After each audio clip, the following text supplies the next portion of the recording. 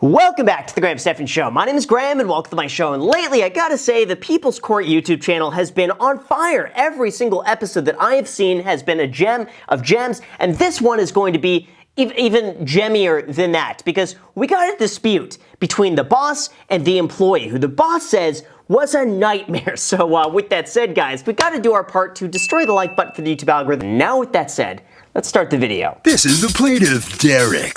He says he hired the defendant to work at his CBD essential oil business, and she turned out to be one of those nightmare employees.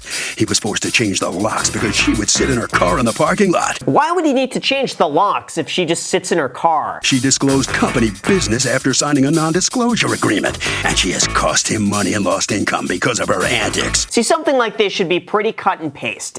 It's very obvious here that they have a contract that was signed. If she violated the contract, he should have plenty of proof to that. This should be in and out in 60 seconds. But you know what? It's not, which tells me there's something deeper going on. This is the defendant, Crystal. She says, wow, she's walking in like it's a runway. Like, we're here looking at, like, her brand new fall fashion line. I wish I had that confidence. She should have known something was up when in her interview he told her he'd been through 11 employees in just 2 months. Wow, you see the hair flip? That's impressive. She does not give a poop. No poops given for her. But he hired her on the spot and she needed the job. Soon after, she was fired for God knows what. I love this woman's reaction in the back. She's straight up rolling her eyes at this lady. She got another job and is losing money to be here today. If anyone's gonna walk out of this court a winner, it is not gonna be the plaintiff. Yeah, she's not gonna get compensated though from the time she takes off work to be there.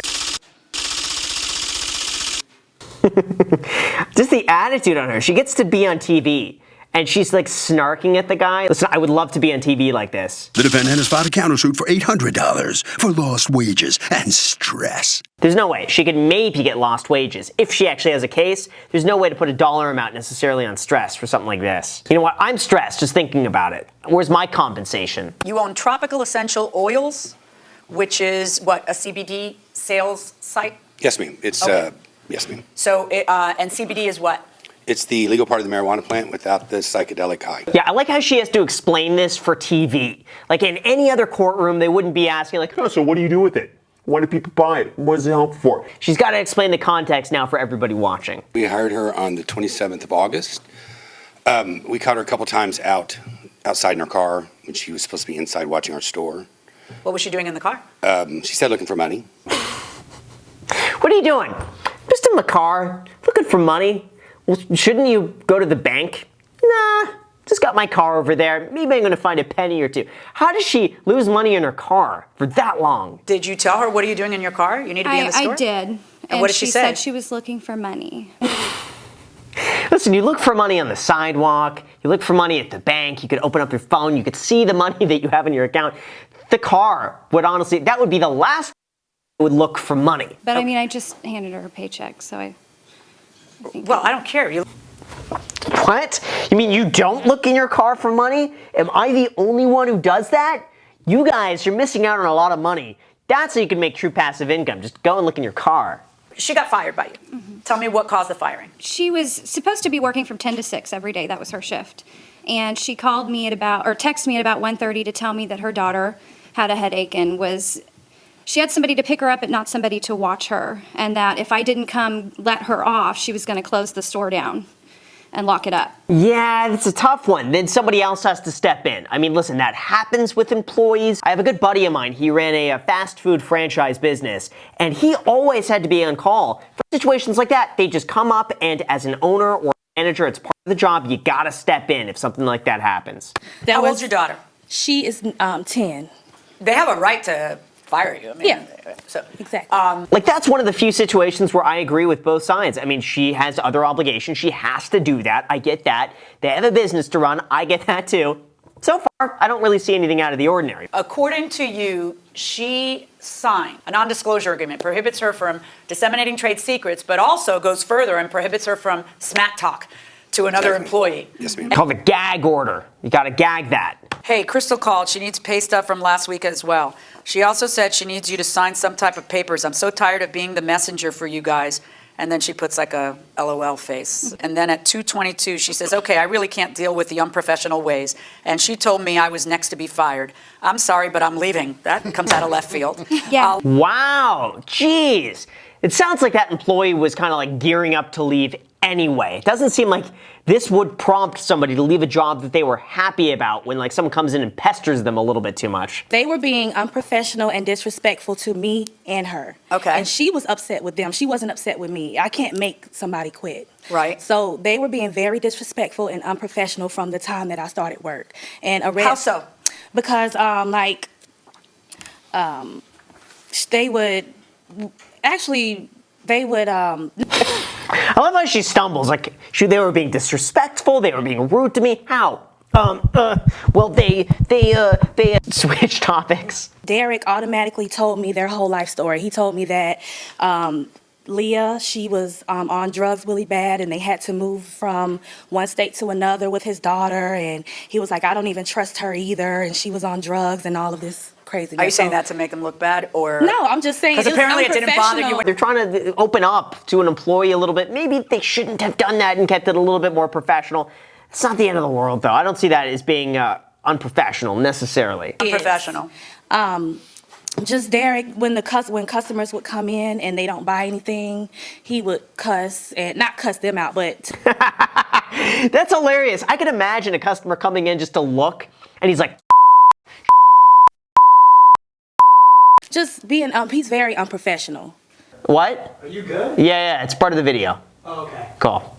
By the way, we do have a signed affidavit of her saying that the reason she left was because of what Crystal had told her about being Oh, let fired. me see that affidavit. Okay.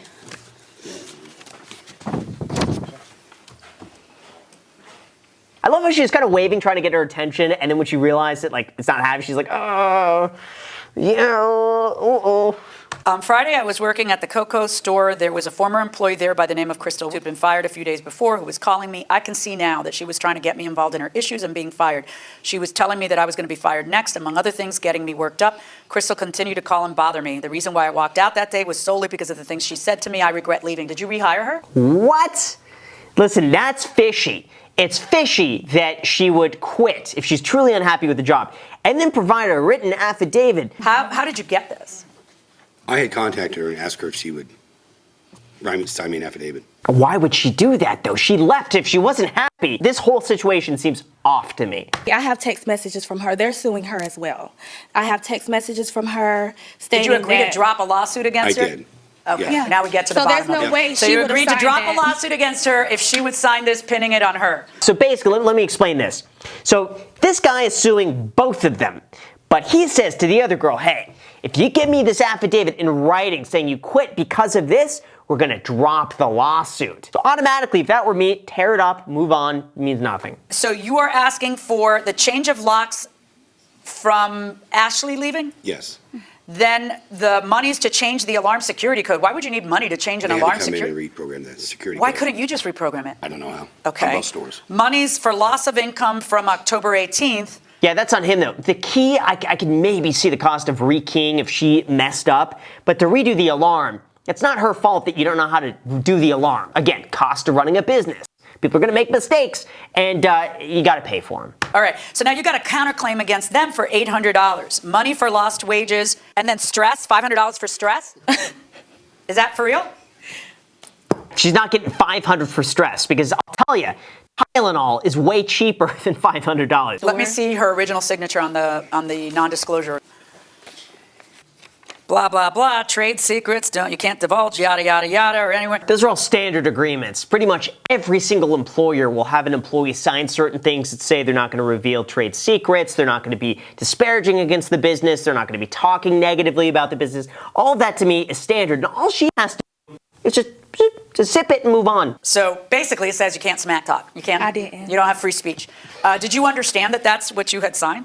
I understand it, but I didn't talk any smack. Actually, Oh, yes, you did. You did. I agree with you. She violated the agreement. The point is that what you are entitled to are damages that actually flow from her breach. Do you really think that I'm going to order an ex-employee of yours that you fired to pay you $2,131.99 for you having to change your security code, you having to close 3 days because you don't, apparently you can't find a single person to cover the store.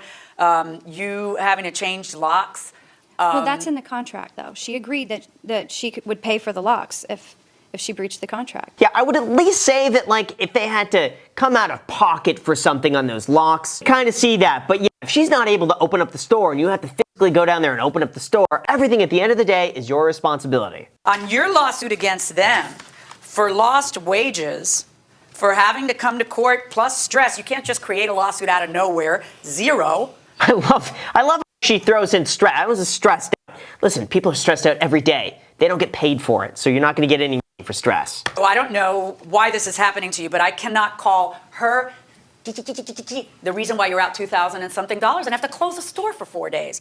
So I'm going to find in your favor because she did violate it, and I'm going to order you to pay them $1. Oh, wow. That was fair. I like that. But you know what I would have done? I would have had her at least pay for the lock. If she really screwed up that whole key stuff, don't pay for that. Everything else, she doesn't get anything for stress. Don't get anything for closed days. Done. That is what we call a Pyrrhic victory. Okay? Good luck, folks.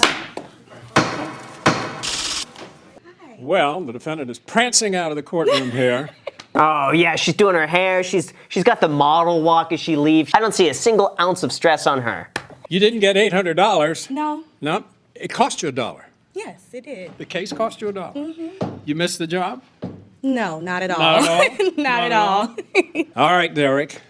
I think the judge is a little mystified by your employees, not mystified, but about your employment practices and Well, I thought that what's going on. I thought that the employee contract, Yeah. was enough. It said she couldn't talk to anyone, and she did. Well, you didn't win. You didn't prevail.